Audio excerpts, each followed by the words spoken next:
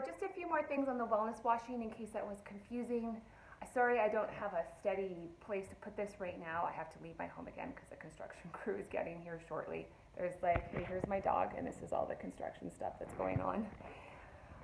But I wanted to just make sure that we were clear on what wellness washing is. Neil made some really great points yesterday, saying what are we actually paying for?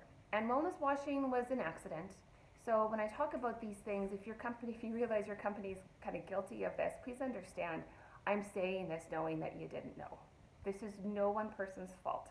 Like everything that I talk about, pointing a finger, getting angry and creating theories about it helps no one. Blame is a very low frequency emotion, and it keeps us from moving forward and finding better answers. So with the wellness washing, really what has happened is, benefits came into play when they did, and of course they were helpful and they were a good way to attract, employees. Then when that wasn't enough, we threw in some EAP programs. And then when that wasn't enough, we created wellness programs. And then when those wellness programs weren't really doing what we thought they should be doing, we were sold more apps and cool things. And then another site where there's resources for this, like for nutrition. Another site where there's resources for counselors. Another site where there's resources for different kinds of therapy, for mental health stuff. And I think Neil was right yesterday when he said, what are we paying for? People don't even know where to go at this point. And that's why I did the event, because the strategy take home on that, the fundamental one is your company. It's not fair that you have to do this. And the other point that Neil made with leaders are like, why is this my responsibility? And the truth is, it really shouldn't be. But the problem is, companies are really the last place that can do anything about this before the entire healthcare system really collapsed from being overburdened. Okay? And if you want to know more about some of that from an empathetic angle, Google moral injury and doctors and nurses to understand what's really happening. And again, it's no one person's fault. We've made some mistakes. We've gone about some things the wrong way. And when we know better, we do better. And that's kind of the premise of my work and why I don't point a lot of fingers. But we need real talk. Like Seth was saying yesterday, he really found that that's what his group was hungry for. And that's why I talk the way I do. Because with the wellness washing, we tried a lot of things. It's not working. It wasn't working before the pandemic. It wasn't working during the pandemic. Because even before all this happened, we were all in a place where we were paying people to teach us how to do basic things like eat, sleep, and breathe. We need to understand that there's something wrong with that. And not because we haven't tried, but we've just done it wrong. So then we got to ask different questions and say, okay, we tried, did some things right, but overall it wasn't really what we needed. So then what you want to do, if you have been doing a lot of wellness for a long time, as a conscious leader, we need to step back and say, okay, where did we mess up? What can we do better? And look at it. And if it looks like it's all over the place, and if you can imagine yourself as someone that is overwhelmed and someone who's even looking at the rising food costs that are happening right now and is scared and has already been scared for the last 2 years with the pandemic, do they really know where to go? Because you just pointing them here for this and there for that and do this and those kinds of things, that isn't what's going to help now. It is not.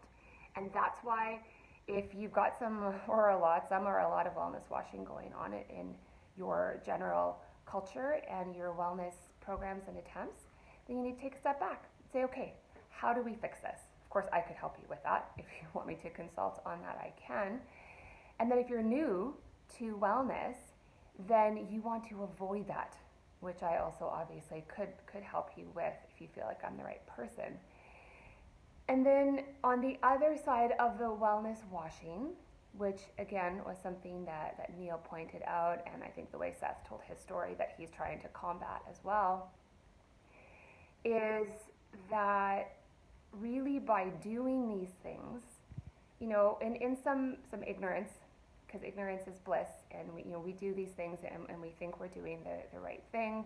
In some cases, some people are doing it just to say that they did something because they just don't know what else to do. And again, this is just all of us being humans. But a conscious leader is going to be able to look at that and say, okay, so really what we have been saying by throwing all of this at the leaking boat is you, the employee, you need to take better care of yourself. You need to go to therapy. You need to do all of these things because it's not our fault that your life is so difficult and that your job impacts your life in such a negative way. Okay? That's also part of the wellness washing. And the truth is, culture and the way companies work, when your people are spending more of their awake hours with you than they are with their family, how your culture and your company operates really matters.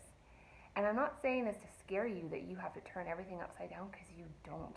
Because there is always a strategy between these two things. So if you're going to tackle wellness, like I said in one of the other summaries, your leadership team needs to be on the same page, which is something that I also do. I have a whole day long, it's actually kind of a day and a half, because there's a debrief workshop that I do specifically with leadership teams, and I get you all on the same page so fast you don't even know what hit you. So anyway, that was the wellness washing stuff that I wanted to talk about from both sides. If you are actually guilty of it and didn't know it, and if you are actually, and it's important too because you're probably wasting so much money. You are. If you want to have a call with me and talk about how you're probably wasting money, you can book the call in the link that's on the takeaway, and I'll give you an idea on that. And if you are new to this and you want to do it right, then let's have a chat too, because I can help you save a lot of money. And you need to make sure that you start off on the right foot, which means being patient and strategic and doing it the right way. And it's going to look different than what you've seen a lot of other companies do. Okay, I'm going to leave that part there for now. That is the stuff on wellness washing. I'm going to do a couple of other short clips on a few things so that you can, listen or read the things that are specific to what you are thinking about and to what really resonated with you. You will also find a link to a description of what I have decided to do, which I've been toying with the idea for a while, is I am going to start a conscious leadership, wellness, culture-focused coaching and mentoring group for leaders, for people like you that were on the call yesterday, because I've had a lot of people basically asking for it or wondering how they can get it, and to just spend a lot of one-on-one time with me is too expensive for a lot of people, and I don't really have that time either.